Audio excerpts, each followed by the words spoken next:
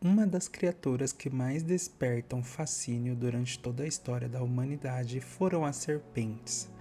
A elas sempre foram atribuídas características muito peculiares, características que as levaram a ser veneradas ou odiadas ao redor do mundo.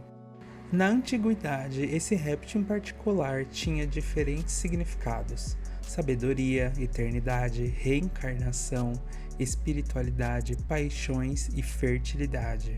Porém, na maioria dos casos, seus significados eram obscuros e diabólicos, se tornando a verdadeira personificação da destruição, podridão e morte. Hoje falaremos sobre 5 poderosas serpentes que trouxeram caos e desespero ao redor do mundo. Apófis. Apófis é descrita como uma das criaturas mais poderosas do Egito Antigo.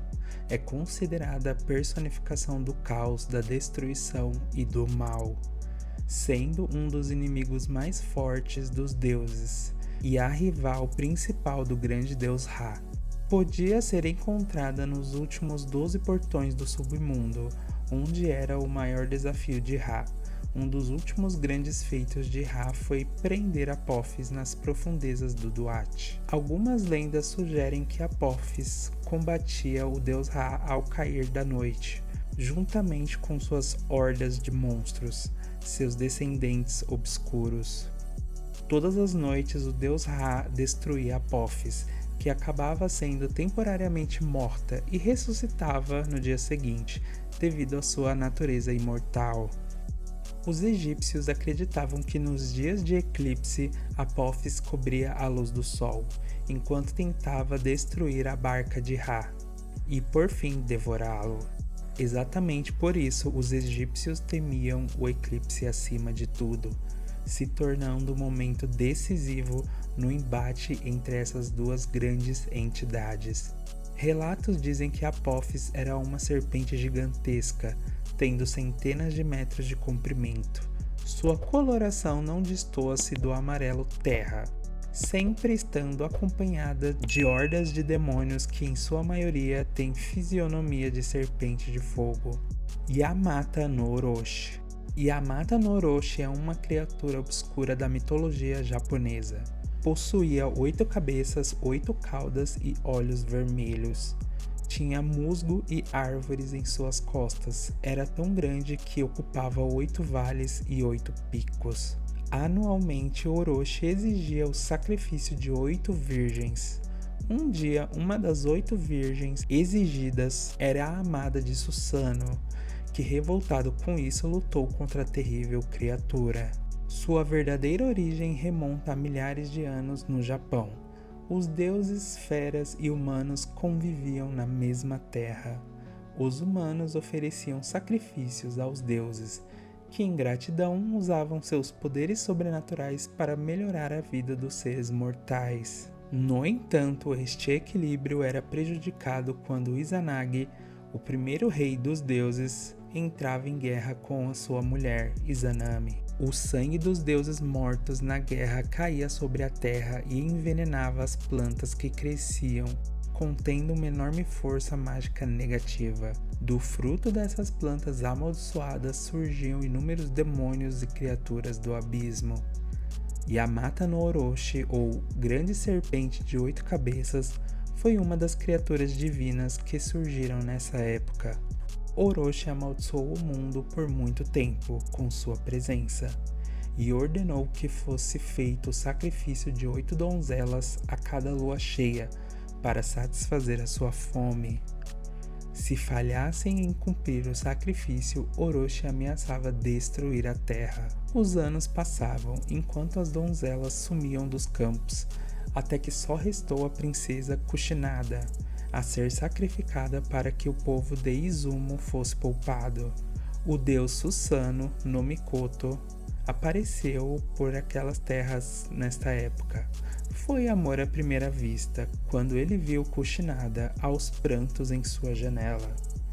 Ele prometeu ao rei que daria um fim ao Orochi, com a condição de que pudesse tomar a mão da bela princesa em casamento. Na noite do sacrifício foram oferecidos a Orochi 8 jarras de saquê, O servo que as trouxe disse a Orochi que ele deveria entreter-se com álcool primeiro, e então aproveitar a sua tão esperada refeição. Orochi concordou e mergulhou as 8 cabeças nas jarras. Não demorou muito até que se ouvisse a grande serpente roncando em sua bebedeira. Foi então que o servo mostrou sua verdadeira identidade, o deus do mar e das tormentas, Susanoo no Mikoto. Durante a grandiosa batalha, ele com sua espada conseguiu cortar cada uma das cabeças de Orochi. Existem inúmeras e terríveis criaturas monstruosas no mundo todo, cada uma com seu aspecto único e obscuro. Com o tempo, trarei absolutamente todas aqui no canal. Então, se você quer conhecer mais dessas obscuras criaturas e está gostando do vídeo, curtam e se inscrevam no canal para não perderem nenhuma. Jormungandr. Jormungandr era um dos 3 filhos dos gigantes, Loki e Angrboda, sendo irmão do lobo Fenrir e de Hel, a Senhora dos Mortos. Quando jovens, Odin baniu os filhos de Loki para diferentes lugares, pois devido a inúmeras profecias, ele sabia que os filhos de Loki ajudariam na destruição dos deuses. Fenrir foi preso em uma caverna obscura. Hel foi banida para o submundo e Jormungandr foi atirada nas profundezas do oceano, amaldiçoando e jurando vingança aos deuses nórdicos. Com o tempo, a serpente cresceu tanto que ela conseguia circundar o mundo e morder a própria cauda. Devido a tal condição, a serpente gigante era conhecida por alguns como Cinta de todas as terras, Colar da terra e peixe que a todas as águas contornam. Seu tamanho era tão colossal que, ao se mover pelo mar, causava ondas gigantescas e inúmeros terremotos ao redor do mundo. A criatura era tão poderosa que, durante o Ragnarok, a serpente procurou enfrentar Thor no campo de batalha. Sua batalha fez o mundo inteiro tremer, já que suas forças eram iguais no campo de batalha. Ao final da monstruosa batalha, Thor com seu martelo explodiu a cabeça da serpente.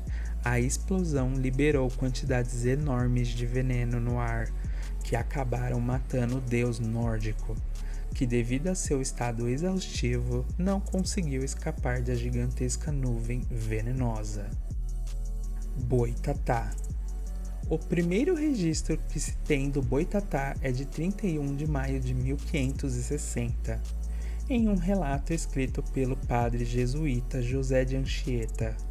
Na sua menção, José de Anchieta falou de um fantasma que os índios chamavam de Baitatá, definindo-o como um feixe cintilante que os matava, tática usada também pelos curupiras. O Boitatá é uma criatura mística brasileira, tradicionalmente identificada como uma cobra de fogo, cujo propósito é o de proteger os campos daqueles que promovem incêndios criminosos e desmatam a floresta. Nas lendas brasileiras, o Boitatá possuía a forma de uma serpente de fogo gigante, com muitos olhos, dos quais também saem chamas. Na lenda, o Boitatá também é uma criatura metamórfica, podendo se transformar em um tronco em chamas, para matar os homens que promovem destruição dos gramados. Independente da forma, o Boitatá mata os homens que causam danos severos à natureza.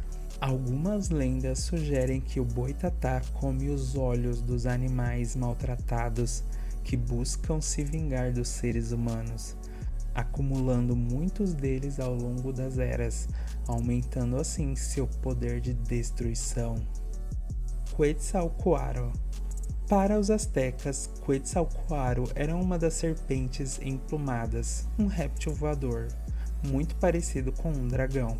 Ele era uma divindade criadora, tendo contribuído essencialmente para a criação da humanidade. Os astecas acreditavam que viviam sobre o sol de Quetzalcoatl, o deus serpente emplumada, a qual atribuíam inúmeros aspectos da vida, deus da criação, da aprendizagem e do vento. O sol se move levado por sua respiração. Quando os guerreiros e os sacrificados morrem, suas almas se transformam em belas aves emplumadas e voam para o sol. Os astecas cultuavam o deus Quetzalcoatl, que para eles também personificava a sabedoria e o conhecimento, e foi ele quem lhes deu, entre muitas coisas, o chocolate. O povo acreditava que Quetzalcoatl trouxera do céu para a terra as sementes de cacau. As colheitas eram festejadas com cruéis rituais de sacrifício humano ao deus dos ventos. Se quiserem conhecer mais criaturas do abismo, não se esqueçam de se inscreverem no canal para não perderem as incríveis e horríveis descobertas que estão por vir.